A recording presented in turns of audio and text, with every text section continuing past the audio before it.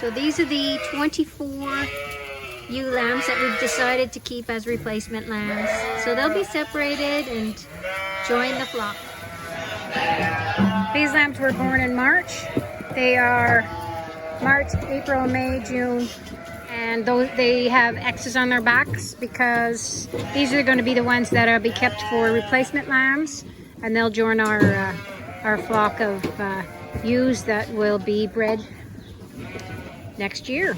And we've chosen these because they were born with a good weight. They were born as being a twin or a triplet, and because their mamas were good at nurturing and providing the milk. Just put them back in here. That's why they're fighting for the feed.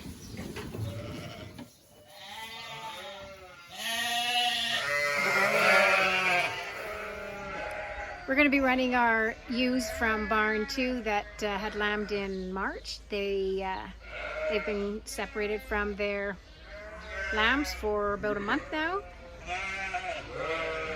Maybe not quite a month, since the end of May.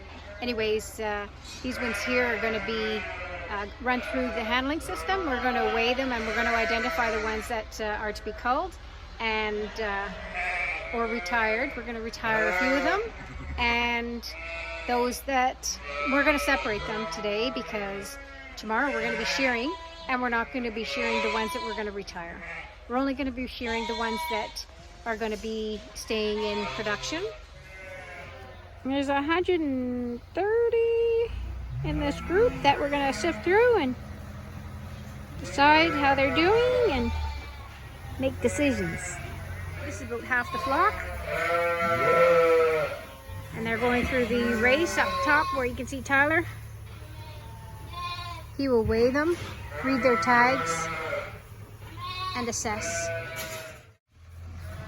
A couple of the factors that are taken into consideration are: did the ewe have good milk production? Did she have multiple lambs or single lambs? How was she for a mama? Did she have the ability to feed her lambs? What the lamb weight was when born? Generally, we're going to be removing some that if they had any issues with their udder, or if they were not in a position they were not able to provide the milk for their lambs, those ones we're not going to breed again. We won't breed them again because we only want to have the mamas that can provide for their babies. This here group mainly doesn't have too much color in this group. This is mainly the white. Got a couple with the black faces in here. Okay, girls, come on. Let's go back. Okay, guys. Good boy.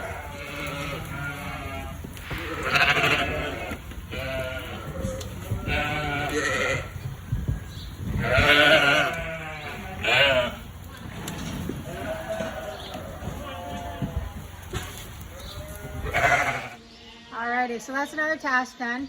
We've got half the ewes sorted and separated and weighed and put back into barn 2, where we recently cleaned it out and put new barley straw and bean straw down. And I'm just waiting here now, waiting for Tyler to release the second half of this group, and they're going to come back and join in barn 2. And if you're interested in seeing us shearing, we're going to be shearing this group of animals tomorrow. One of the biggest reasons as to why we're going to be shearing now is because of the heat going into summer, and it can get pretty hot and humid. Run this group through the handling system. We've weighed them all. Hello, beautiful. Hello. And there's 4 that are going to retire from this group. Look at be shearing the balance of them tomorrow. It'll take the full day to do that. They got a lot of wool. We'll probably end up with 4 bags of the burlap bags full of wool from this group. And some of them are super sonically friendly.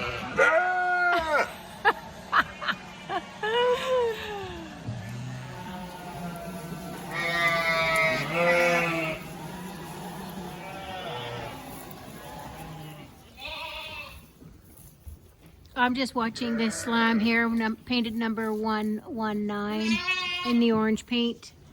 It's Mama. Keeps walking away from her, preventing her from eating. I just bottle fed it. The mom's on the thinner side.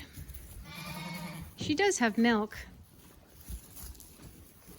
But this would be an example as to a ewe that we would cull. So the lamb will likely become a bottle baby. It was just born. It's got a hunched back. It's trying to feed, and every time it goes to feed, the mama either moves or she kicks it. So this would be a perfect example as to why we would cull her. Because she's produced the lamb, which was wonderful, but she's not allowing it to drink. And when she doesn't allow it to drink, I've got to feed it by bottle, which makes it more costly because it takes up my time and I have to buy milk replacement to feed it. So now we have number 119 trying to steal off the other moms because its mom is rejecting it.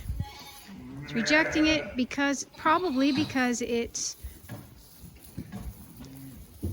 body condition is not where I would like to see it, and therefore she doesn't want to feed it. So in order to protect the lamb, I'm going to feed it by bottle. It'll go in the milk machine. I just fed it by bottle and it took it instantaneously with no effort whatsoever.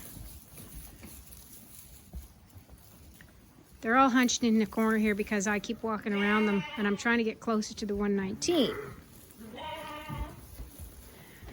Okay, I apologize. Her lamb is a ram lamb. So now he's going to steal off another mom, which puts more pressure on that mama, which takes away from their lambs. So the ewe has got to be able to produce the lamb, and she also has to have the ability to maintain a good body condition, and that is obviously that's on us as the farmer to keep a close eye on the ewe to make sure that her condition is always classified as at a good stage. She could be worse, but she's not the greatest. So what's going to happen is this would be a ewe that would go onto the list to be culled. There he is again. He's going to try and steal off that mama. And we don't want it skin and bones and struggling because then it'll end up getting sick and then it'll can either struggle or be smaller, grow at a slower rate than the rest of the flock, or what'll happen is it'll end up getting sick and comes at a higher risk of death. And we don't raise lambs for that purpose. So I'll pull it, put it on the milk, and keep a much closer eye on it. Yeah.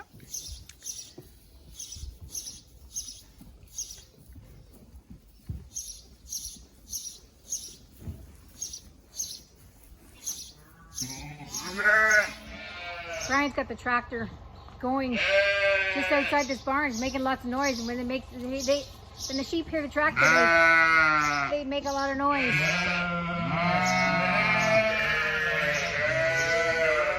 Regarding culling the ewes, We don't really like to do that, but in order to keep the farm sustainable, we have to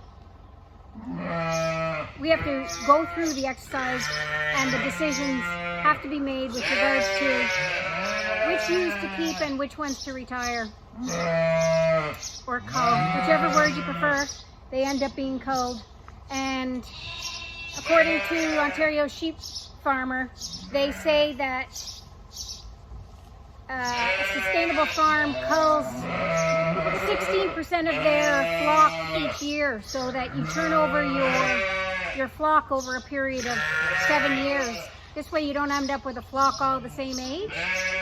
And there's always a death rate of about 4%. We have not had 4%, we're much lower than that. So a flock in barn tooth we just culled, it had 130 ewes, and we've just culled 5.